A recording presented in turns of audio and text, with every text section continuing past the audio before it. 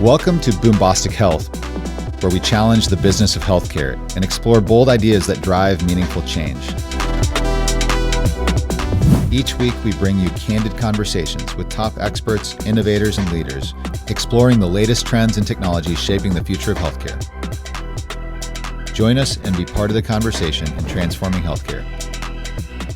Hello, everybody. Welcome to another episode of Bostic Health. I'm thrilled with our guest today, Nick Merker. Nick's a friend and also a major leader in the healthcare industry who hasn't always been in healthcare.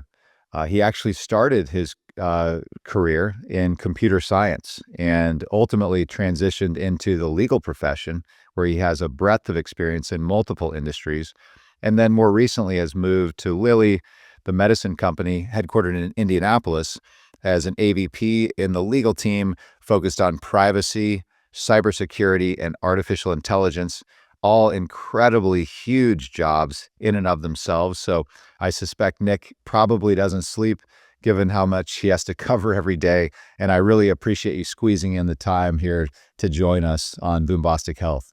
Thanks so much for having me. I'm really excited to be here. Thank you, Brad.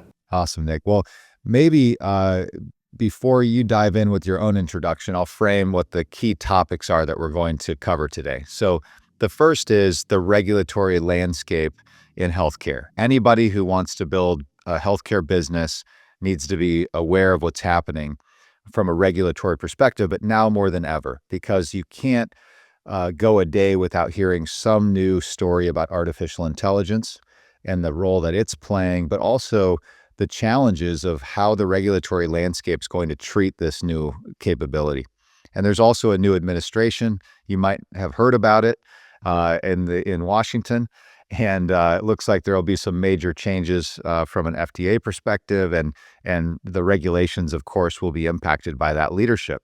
We're also going to cover cybersecurity, and wow, that is alone, something we could spend a couple of days talking about. So we'll get into some key considerations, though. Nick, you're now in this healthcare space. I always like to know, how did you get into healthcare? And in your own words, maybe just give us a little bit more depth of your background and how you've gotten to where you are in your career. Yeah, sure. So I'm a computer scientist at heart, or a computer geek at heart, however you want to phrase it. And my career started at the age of 14 when I sought out and volunteered to work at a hometown internet service provider. Had about 5,000 dial-up customers. This was back in the Red Hat 6.1 days, very, very old school time. And I took that and I got really interested in computer science, kept building on my skills. And I went to the University of Illinois, got a computer science degree. I was working at the National Center for Supercomputing Applications at the University of Illinois. And then when I graduated there, I went up to cars.com, where I was the head of cybersecurity for a time. During that whole time, I was going to law school at night. And I graduated and actually started out as a patent attorney here in Indianapolis. I was working for a law firm here where I was drafting patent applications in the email marketing space. If you're familiar with Indianapolis, there's some major email marketing. We're kind of a hub. That's kind of a digital marketing epicenter. Yeah, that's where the Salesforce Marketing Cloud was born, right? Through ExactTarget. Is that right? Exactly right. Exactly right. And kind of the transition there was this major Supreme Court decision happened called Alice, and it became very difficult to get patents on email marketing, those types of issues. So I quickly, as I drafted my 8th patent application for dental drills, I did, and that's not a joke, actual dental drills. How many ways can you do a dental drill? Yeah, had to get into something else. So me and another associate at our law firm started the cybersecurity and privacy practice. And it was really at the infancy of it all. It was working small cybersecurity incidents, trying to figure out what compliance even was. HIPAA was around at the time, but there were very few privacy laws. And then I worked in that capacity, became a partner and was there for about 12 years. And then just recently I came over to Eli Lilly and Company, as you gave that great introduction. And kind of the thing for me that brought me here is just a passion for healthcare and the great work that Lilly is doing. I feel like everyone I talk to here has some personal story that kind of brought them. It was my grandmother when I was a kid. she suffered from and eventually passed away from Alzheimer's, and that was really kind of a defining moment in my life. I was very, very, very young. It was the first death in my family, and it really impacted me, and has always stuck with me. And I have some stories about that. Like I actually went through and engaged in 23andMe to get my own genetic information because they said they could test for a late onset Alzheimer's genetic risk. So like I've completely changed my diet to avoid Alzheimer's. I'm obsessed with it because it impacted me so much. And so that kind of brought me to the Lilly and the great work that we're doing here. And I get to be a little part of that. That's awesome. What was your hometown? Quincy, Illinois. It's a little river town. You probably have not heard of it. We're known for high school basketball, but it's really close to Hannibal, Missouri, where Mark Twain did a lot of his writing. Oh, interesting. And then University of Illinois, that was the birthplace of Mosaic, right? Which became Netscape. Is that right? Yes. Yeah. Yes. Okay. That had to have been a really interesting place to study just because of, heck, when you have that kind of a breakthrough that comes through, an outstanding degree like computer science in Illinois, that's legendary. Did people talk about that when you were there? Was that kind of part of the lore? Yeah, kind of. It But was, it I was don't know. old. It We was were probably all in old it and hat. all trying not to fail out. It was, we had other things on our mind. I do have a really quick story about the computer science building at U of I. They built this new building called the Siebel Center, and it was the first building on campus where all the doors were electronic key cards, and they were the RFID one-way cards where you could. Essentially, what a PhD student did is he bought a scanner off of eBay and he just went around scanning, like getting really close to professors and custodians, and he made a master key for the building and then wrote a paper about it, like the cybersecurity risks of electronic key cards. So That's fascinating. it was such a fun time. I really miss it. Everybody does.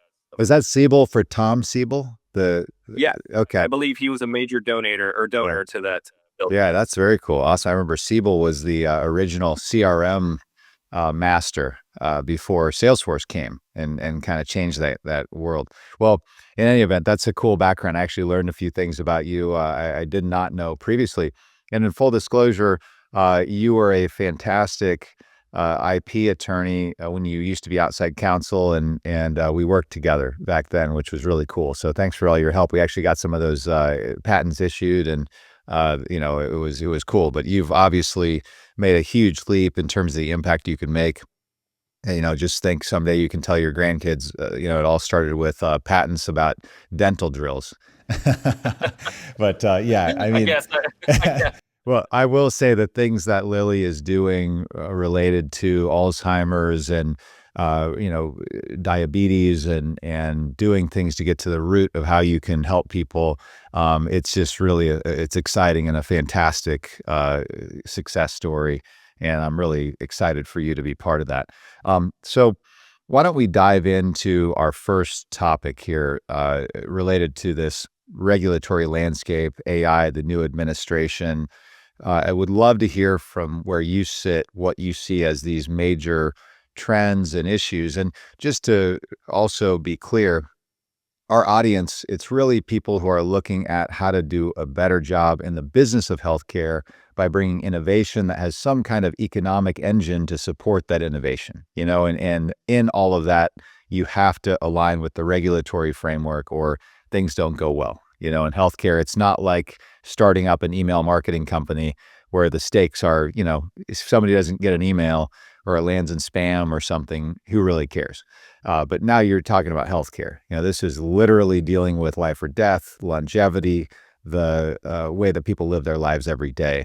I'll turn it over to you and would love to hear what the major trends are and what we should be thinking about as we innovate in healthcare. Yeah, so the number one topic on everyone's mind is this revolution of Gen AI and the regulatory landscape that is not quite the Wild West, but it feels a little bit like we're just past the Wild West. And what I mean by that is this Gen AI revolution happened. Machine learning has been around for a very long time. AI and its at its core has been around for a long time, but Gen AI really got the lawmakers' attention.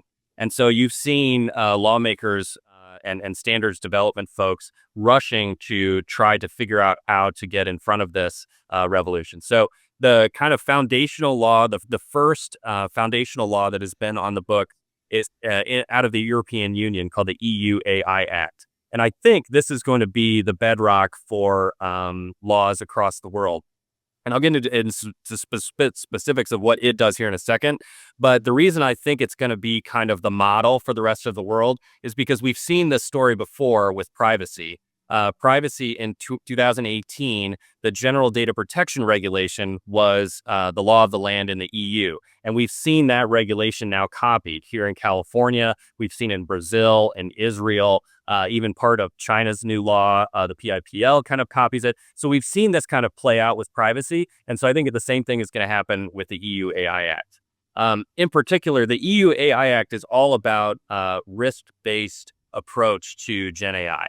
And so if you are a provider of general AI systems, you have certain requirements attached to you. And if you're a requirer for our conversation, high risk AI systems that have a opportunity or a chance to impact the fundamental rights of an individual, those have other requirements. And health is one of the rights, the fundamental rights that they list out in the EU AI Act is something that could put you in that high risk bucket. So if you are producing or deploying a high-risk AI system in the EU, you have to, in some cases, certify with an EU body, and we don't know exactly what that means yet because it's all still forming. You have transparency requirements, you have quality requirements, you have all of this documentation that you're going to have to generate so you can prove if a regulator comes in how you built your AI with that law in mind. So all of this is kind of really at the early stages because the EU AI Act was just, the text of it was just released this year and voted on, and now the text is what it is, but the actual implementing guidelines may take months, in some cases maybe even years to figure out. So we still don't know exactly what that law requires, but whatever it is, I think it's going to be a blueprint for the rest of the world. That reminds me of the EU MDR, which is focused on med devices. And that has also followed this pattern where it originated in the EU, and it has to do with what do you have to report out on with respect to devices to ensure that they're complying with the regulations and can stay on market, basically. And, it gets to the level of saying we need real world evidence that is allowing us to ensure that people aren't being harmed by devices, because some of the situations of metal on metal hips or leaking breast implants that were deployed pretty pervasively before it was determined that, hey, there's a problematic pattern here. And it has taken longer than what would have originally been expected, but nonetheless, it's marching forward. It's basically now the developed nations that have these regulatory bodies are saying, what can we follow? And EU has taken that step of saying, this is how we would expect that reporting to occur and go well beyond what was historically expected. Now, in the case of a medical device, generally, and now this is changing too with technology, but generally you've got something that, let's just use an obvious one, like an artificial hip, which isn't a lot of life or death, but it's nonetheless something that has a big impact on your quality of life. You design it, you manufacture it, you test it, you monitor it. It doesn't change a lot. There's not AI in there, so it's easier to regulate. With AI, especially Gen AI, it's by definition designed to learn and to be altered. What is your perspective on how you could possibly have a regulation or a regulatory framework that contemplates that reality of the temporal nature of any Gen AI model at any given time? Yeah, that's a great question. And so I think it comes down to transparency on how the AI system was built. And if you look at the EU AI Act, or you look at just the NIST AI risk management framework, which is a standard that is forming to try to understand how you think about risk with AI. If you look at kind of these bedrocks of where people are going, it's to me, like, if I had to sum it up in one sentence, it would be transparent of how this thing works. Because There probably will be issues with AI systems, bias issues, inaccuracy issues, and it's all about how does the company or how does the provider of that AI system respond and correct the issue. So one of the things in the EUA Act, for example, is that you have to have an incident handling process where if our high risk AI system, for example, causes some harm or gives some inaccuracy and that's reported in, what are you going to do about it? And so you have to think about that at the front end. So to me, I think it's all about transparency. You're also actually seeing this. The United States doesn't really have much in the world of AI law yet, but there's a New York City requirement for automated employment decision making tools, and that requirement is all about transparency. Again, it's saying that and really trying to avoid bias. And so, if you're going to be using those tools, you have to do an annual report, and I think it has to be published on how you have designed that tool or tested that tool to avoid bias of race and sex, et cetera. So to me, I think it all comes down to transparency. How does it work and how did you get there? And what do you do when it breaks? Yeah, that's interesting. And that actually also is a model that reflects the device situation, where it's all about how do you identify as quickly as possible where you may have had some type of, people call it hallucinations, but I mean, it's generally like these models are as good as the data that are fed to them. And if there's some kind of data that's fed that's off track, you're not going to get, the result. It's interesting. This is just a random sidebar, but the interesting thing about Gen AI to me, and one of the interesting things, is that it's not always right, but it always sounds sure. And the way that it constructs the feedback and is able to do follow-on responses feels very human. So your intuition tells you, hey, this is formulating answers in a way that, mirrors the way a human brain works. And in reality, it's not as advanced and sophisticated. And so I believe very much that this human reinforced type of AI use, where you have the experts that are able to curate and inform, give feedback, have this human feedback kind of model. And that's the kind of things that we do in our data companies, that, it's not trying to make it so the technology does something independent of a professional, an expert. How in the regulatory framework do you anticipate, or are you seeing, and by the way, I will absolutely read up on this EU AI Act. I had heard some rumblings about this, but didn't realize it had become prominent like you're describing.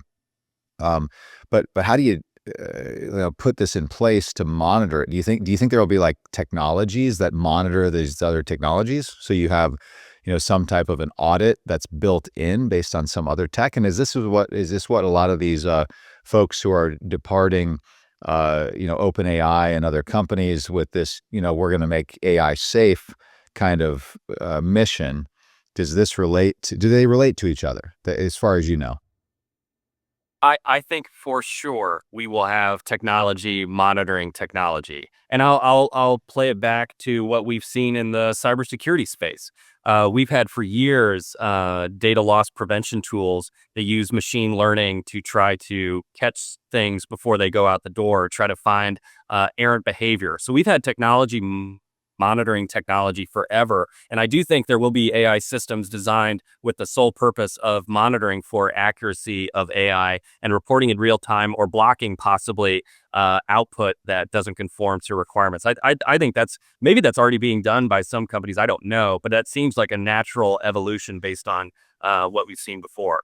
Yeah, I mean, another aspect of that is what kind of liability does a pharmaceutical company, or a med tech company, or even a healthcare provider have that they might be subject to if they are leveraging these technologies?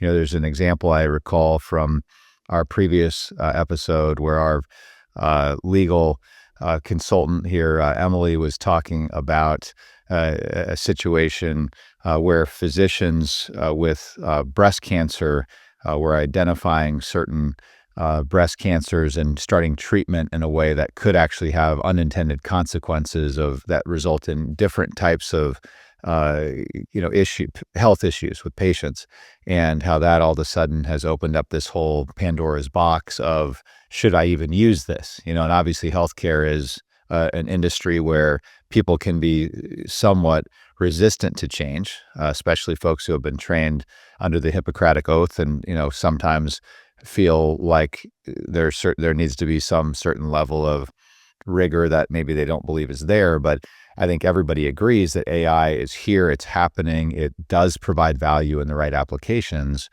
But do you have any thoughts at all, just in general, like from a macro perspective, on liability as it relates to these new AI technologies, and where you apply them and how you do it in the proper way so that it's powering things up and not exposing new liability?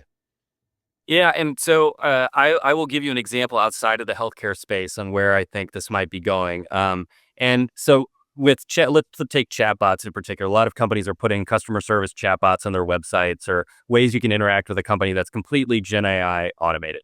And when those, most of the time, you will see very clear disclaimers that, hey, you shouldn't rely on the output of this chatbot. If you really, you should double check the answer, or it'll give you a link to maybe how it found the answer that you can go look at yourself. So that's been kind of the approach that folks have taken. And there's in California, there's some requirements about transparency when using chatbots as well. But we've seen in Canada, though, it was a Canadian airline that had a chatbot on its website you could interact with. And a customer went to that chatbot and started asking about a discount based off of some condition that person had, whether it might have been a related to a death in the family or a pregnancy. I forget the exact facts, but essentially the person asked the chatbot if this situation fell into their policy to get a discount or a reimbursement on their flight. And the chatbot said yes, but in actuality, it did not fall within the confines of that policy. So this actually was decided in Canada, where the company was held liable for the response of its chatbot that was incorrect. Even though it had all of the disclaimers and such on there, and they were doing the right thing, they were held liable for that incorrect response. So I think if we do see litigation or something along those lines, it will be based off of publicly facing AI systems that provide inaccuracies that people rely on and then are harmed. And how that will flesh out in the United States courts based off of disclaimers and terms of service and all that, I don't know. I haven't seen any of those cases, but I think that's the likely first type of cases that we would see. Okay, that's very interesting. Um, so, what do you think about the change in the administration and how that'll affect these regulatory issues? Yeah, I think the change in the administration is going to be wildly interesting too, because President Trump has said his stance on AI is that he wants our AI to be best in the world, and that's really the position he's taken. And that sounds like a pretty business favorable position on its face, but I guess we'll see. Based on cabinet appointments and how the FTC is shaken up and those types of things, what will happen? But regardless of what the federal government does, I think there's at least you're hearing rumblings of folks who believe that state governments will step up to the plate and fill the void of laws that may not be on the books of the federal government. We've seen that in the privacy space already. Just in the last 24 months, we've had 14 states that have acted comprehensive privacy laws because there's no federal overarching privacy law on the books. And so I think you'll see the same thing happen with AI. We're already seeing that, like I mentioned, California, New York. I think you'll just see more and more of those with state governments stepping up and coming up with laws because the federal government has not. And then the last comment you mentioned on Chairwoman Lena Khan and a new appointment there. We've seen Senator Cruz had a letter very recently asking the FTC to stop any, as he called, partisan or divisive type of actions by the FTC. And then you also saw a similar type of rumblings from House Republicans. So they're asking the FTC to kind of halt what they're doing. Who knows if they'll actually halt or not. But I do think a top priority of the administration will be appointing a new FTC commissioner, and that person would likely become chairperson. So we'll kind of see who that person is and how that shakes out, and how that changes the FTC enforcement strategy. Hmm. So there's just a lot of moving parts. Oh yeah, it's there are a lot of moving parts, and if anyone was coming on to your podcast and saying I know exactly what's going to happen, I think they would be foolish. because we're just so early days. I don't really know where this is going to go, except that a lot of things will be different a year from now. With the internet and even the emergence of the web and then cloud, it seems like the general posture has been toward minimal regulation to let a lot of different things proliferate, to let people innovate, to let sort of the natural uh, order of events figure things out a bit, sort things out a bit. And something about AI feels different than that. It feels like we're in this new frontier that has exponential possibilities, but puts at the fingertips of anybody, whether they have good intentions or bad intentions, some pretty unbelievably powerful capabilities.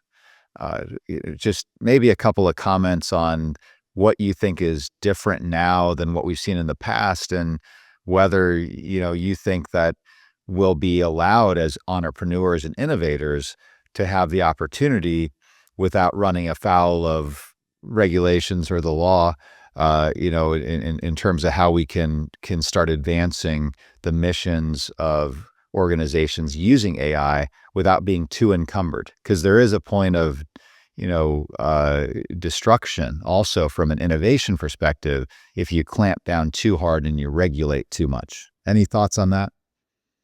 Yeah, I guess I have a kind of high level thought, and I'll compare it to lessons learned that we had with social media. When social media, I was in college when Facebook, I think I was a sophomore when I joined Facebook.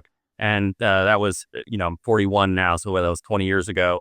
And in these 20 years, we've seen the social media space change so much so quickly that I don't think it would be possible for lawmakers to stay up to speed on creating and implementing laws, because once they get like a hard law on the books, the technology is probably completely changed.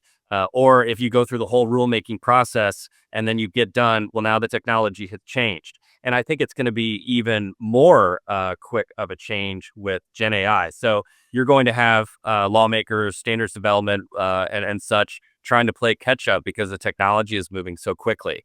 So I don't have a comment on whether it was intentional or not for there not to be laws that have kind of clamped down on innovation. You're probably correct that there's no intention to do that. But I also think it's just a product of the technology is moving so fast that it's hard for us to put laws on the books quick enough to address it. And so that's why I think it's so important to go back to that kind of transparency requirement, aligning to a good industry standard like the NIST AI risk management framework, using something like the EU AI Act, which is a really good bedrock of a foundational law, and kind of treating an AI system with those guideposts in mind, and just kind of doing the right thing responsibly with AI is probably going to be what companies should do instead of trying to wait to see where the regulatory landscape plays out. That's at least where my thought is, personally. Yeah, no, it's interesting. Well, just to close that topic out, I recently learned that people are familiar with Moore's law, which is that the processing power of a microprocessor will double every 12 to 18 months, and the cost will be cut in half. And that has played out over time.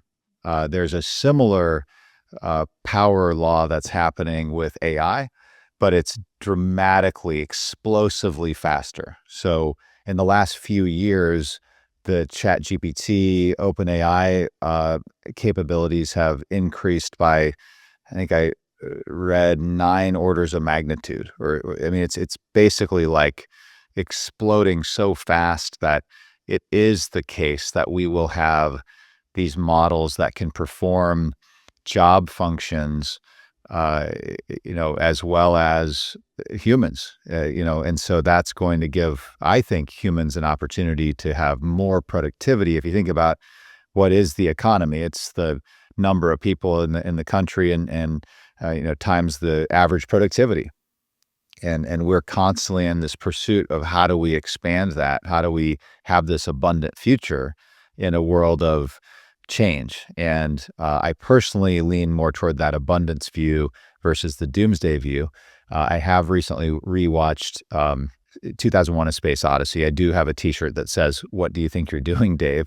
So I do fall into that, ultra nerdy camp that finds that sort of, fiction interesting, especially as it's sort of come to be more real these days. But it is the case that it's moving so fast, excuse me, so fast that you're not going to be able to regulate your way out of leveraging, the technology. So I think you're right. It's interesting to envision these, I'm sure, regulated, approved technologies that are actually out there monitoring the technology. So you're right. I mean, that's the only way, because if you don't have that, humans can't keep up. I mean, we can't possibly keep up with the trillions of data points that are now informing these models. And I think the other thing I would say is, as we wrap up this topic and move to cybersecurity next, is the reality of AI is that it's only as good as the data that's fed to it. And ultimately, it's not difficult to access or create AI models. I mean, Hugging Face has, I don't know how many now, but a massive base of AI models you can access. The hard part is having the data to train those models that's enriched, that's normalized, that's dependable, that's trustworthy. And to me, well, that's why there are some of these companies like Reddit and others that are really, taking off right now, because they have content that can be used to train these models. So that could be a whole other podcast conversation for another time, but how that world will evolve, because I think the next big provider of picks and axes in this revolution are those people, those companies, those services that can supply that data with high certitude that can then be used to train models so that they are accurate. And then how do you scale that with the human reinforcement to make them better and better? I also think that AI goes ultimately to deep vertical.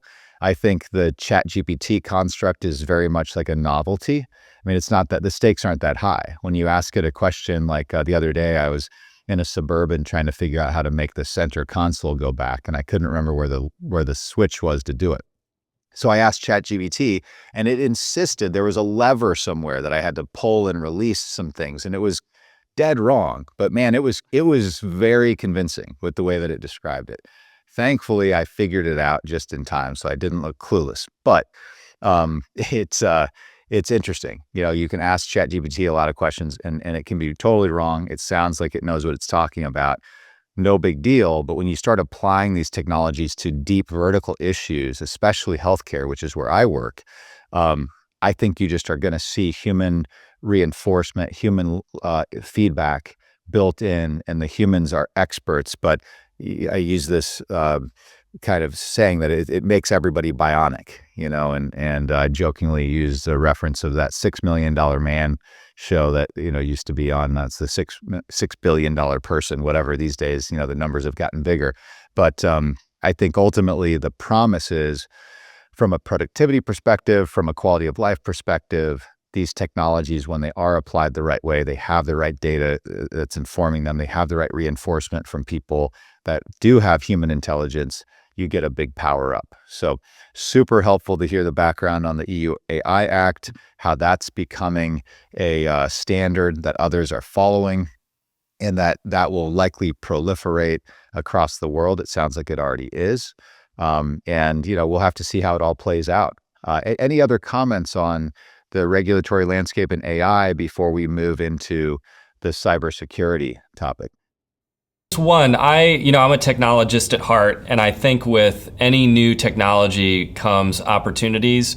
I'm not of the camp where AI is going to replace people's jobs. I know there's some fear mongering of that, but I am really of the mind that AI is going to create new jobs. I mean, when the car was invented, the people that were riding or that were steering horses, I guess, had to find something else. But we needed car mechanics. We needed people actually in the early days to stand in front of cars and warn people that a car is coming.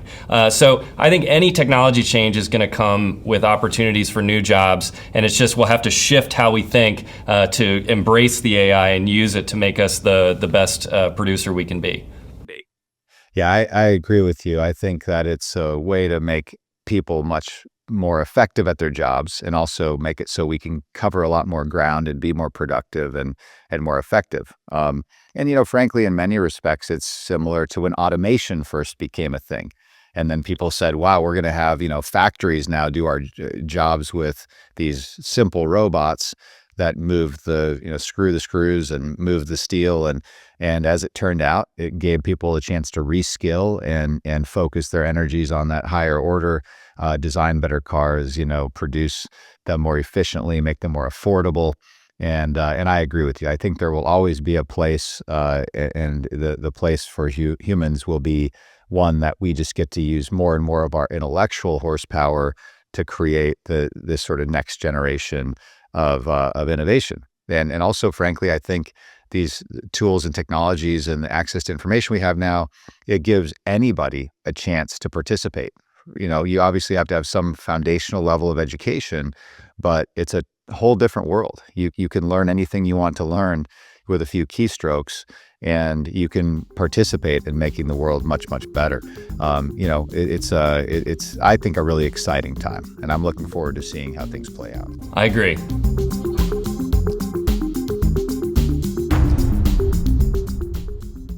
Welcome to The Verdict with Emily, where we're on our podcast episode with Nick Merker, AVP of Privacy, Cybersecurity, and Artificial Intelligence with Lilly, the medicine company from Indianapolis. While talking to Nick, we spoke about regulatory issues in AI, but then we transitioned to cybersecurity, and he offered some insight that was pretty general. I thought with Emily, we could dig in a little bit more on both what happened and why it was so exceptionally unique with respect to Change Healthcare, because we talked with Nick about the fact that you should always have some type of a plan to have continuity in the case of a massive breach or issue. But there was something kind of different about the Change Healthcare issue that maybe is not something that makes it very easy to have continuity. Could you talk a bit about that? Yes. So the Change Healthcare incident was a ransomware attack. It was actually a double extortion attack where there was one ransomware attack. Change's data was compromised. It was held for ransom. And then another threat actor group, so the original ransom was paid. Another threat actor group came in and claimed to also have the data and also demand payment. So it was sort of this mess of this double extortion, which led to a longer investigation timeline. What was unique, ransomware attacks, as you know, are not unique.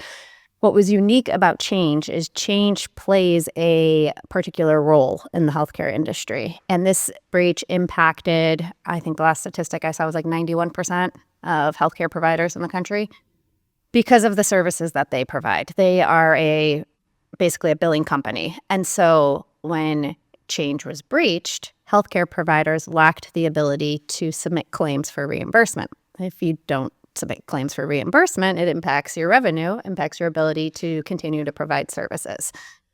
Why Change is different than any other ransomware attack is going to this concept of continuity. You should always have a backup plan. You should always have procedures in place to address a security incident, whether you cause it or a vendor causes it. You should have some sort of plan to... It's like having two engines. If you're flying in a jet, it's good to know if one of them fails, the other one's going to work. Correct. And anybody in healthcare knows rev cycle management is extremely expensive. Nobody has two billing companies. It just doesn't make sense. You're not going to engage somebody to perform billing services on a raining day because your first billing company got breached. And so when this happened, it drastically and significantly impacted the ability of providers to get paid. So we saw healthcare providers, particularly those in like high cost practices like oncology, who had to personally subsidize the cost of their practice because they weren't getting revenue from their payers. Typically, reimbursement from a payer once you submit claims is anywhere from 30 to 90 days, sometimes longer. But if you're not submitting claims, you're not getting paid, who knows when that's going to end, you still have patients that you have to treat. Taking a look at oncology providers where the drugs are really expensive, I had clients who were taking second mortgages out on their houses, borrowing money from friends and families. So hold up. So when we talk about healthcare, a lot of times people don't realize it's a whole bunch of small businesses. Whole bunch of small businesses. And so all these small businesses had their cash flow just stopped. Yep. Because Change Healthcare was compromised. And so you couldn't generate a bill, and therefore you couldn't generate the payment. Correct. And there's a delay in when you get paid because of the way insurance works. So how did anybody continue to function? You're saying they took out second mortgages? A lot of folks took out second mortgages, took out personal loans, borrowed money from friends. Some That's incredible. practices that were more cash positive. Did the business, I'm sorry, did the government step in, or what happened? So interestingly, so Change is owned by Optum. Optum stepped in and said that there is this process, and I haven't vetted it. But there's this process where you could submit claims and submit the amount that you believe to be owed to you, and they will pay it. As a healthcare attorney, I know nobody's just going to pay you money based on you saying they owe that to you. So they're going to come back and audit you. Right. But at least that was the advice the last time I looked into it, which is fascinating. Yeah. The government didn't really do anything other than say, hey, we should take a look at the fact that Change had this power and had the ability to disrupt healthcare the way that they did. So it kind of reminds me of the scene in Dumb and Dumber when he has the suitcase full of receipts. Yeah. It's like, hey, that's an IOU. That's for a Lamborghini. You're going to want to hold on to that one. Exactly. So basically, Optum, though, had the scale to step up and help provide a cash flow to these practices that were compromised because Change was compromised. What has transpired? I haven't tracked it since all of the headlines, and other than I know that healthcare providers are getting paid again. They're getting paid again. There's a tremendous amount of class action litigation associated with this. Folks are both patients and providers, right? Patients are suing because their information was compromised. You see that all the time in cybersecurity incidents. It typically used to be the threshold was somewhere around $50,000 for a class action litigation to get filed. Now, we actually just saw one last week where there were 750 people impacted and a class action was filed. So there is no breach now that's too small for a class action to be filed, which is fascinating. The plaintiffs litigators are pretty aggressive. But there are also lawsuits by the healthcare providers against Change for basically negligence or breach of their duties because they had an obligation to maintain the security of the data that was entrusted to them. And one of the things that Nick spoke about was, continuity and having processes in place. And I don't represent Change, so I don't know what their processes were, but the allegations are that there should have been some additional backup controls to safeguard the data. That rather than, when we talk about continuity, a lot of times you're thinking about that in the context of who would be the customer of Change. Mm-hmm. But in this case, we're saying Change should have had a level of continuity in place so that if this could happen, right, they would be able to continue to operate. Correct. Maybe you would be down for a day, but then by tomorrow, right, you'd be able to operate again. Right. In certain circumstances, the billing data was lost. And so, and I know to your point about healthcare providers being small, oftentimes once they submit the billing data to the billing company, they don't maintain good records or any records because they assume that the billing company is doing that. So once they sent that off, they really didn't have record of it other than going back to their medical records, recreating. Okay. So it's like send it and forget it. Correct. Because that's the customary way. Yeah. So Change, though, it's almost like Tampa getting hit by 4 hurricanes in a month, one every week. Like it was this maybe hopefully once in multiple lifetimes shutdown.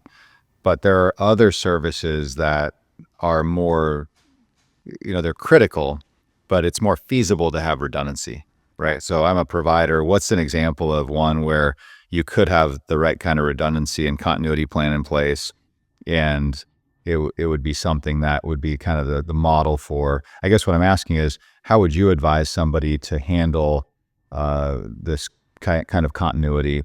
And what's an example of a specific area where it would apply? Because like you're saying, with revenue cycle, having a whole separate revenue cycle vendor isn't really that feasible. Right. So when we're talking about the context of like a vendor breach, like the Change situation, there's, courier services, there's reference labs. Let's say a reference lab has a breach, right? You send out a specimen to the lab has a breach. Is there a backup source that you can use, that you can easily transition, right?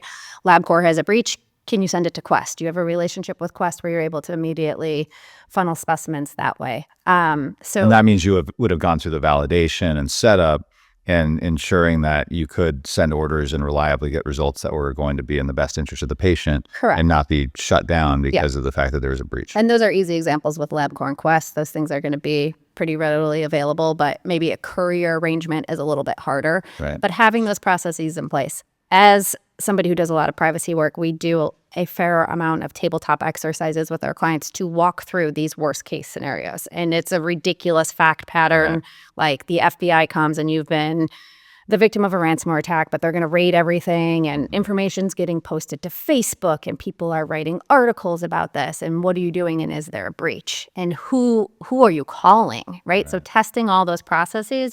I think one of the interesting breaches, not in healthcare, but the Sony breach years ago, impacted the ability for the Sony executives to communicate via email and phone. So they were literally having pages run across the Sony production lots to deliver messages because they couldn't trust any communication. And that's sort of a worst case scenario, but it's something to think about when you're in that situation, when you get that blue screen of death. How are you reacting? What are your resources? And if it is, a phone tree to mobilize your incident response plan, where is that phone number and that list of those people who can start having those? So the point is there are lots of different layers to having continuity, and how do you address this if that communication channel is shut down? Is there some kind of a bat signal you can It's a put up on the sky? fascinating exercise. The number of times I've gone to sophisticated health systems and they're like, we have all these plans, we're totally fine. And then you start asking them the questions and they're like, we don't even know the number to the IT help desk. Like, oh. Right. Yeah, no, that's true. Well, appreciate your perspective. It was a fascinating conversation with Nick, and super helpful for you to get a little deeper into some of these issues. And ultimately, in the interest of advancing healthcare, we want providers to be in a good position to deliver and to be able to get paid and have the lights on. And obviously, it'd be great if we lived in this world where there weren't these risks because there weren't bad actors, but there are. And so to the extent we can all learn from the Change Healthcare incident, that at every level we need to be vigilant about these continuity plans and how to have redundancy. It's something that will make healthcare much better. So thanks so much for being on, and appreciate you addressing this topic. Thanks so much for joining us for the first in this two-part series with Nick Merker, where we covered the regulatory landscape and artificial intelligence in particular. He touched on the EU AI Act and the way that's affecting all nations at this point. We also touched on cybersecurity and both the high-profile issue with Change Healthcare, which really brought the provider world to its knees in the United States.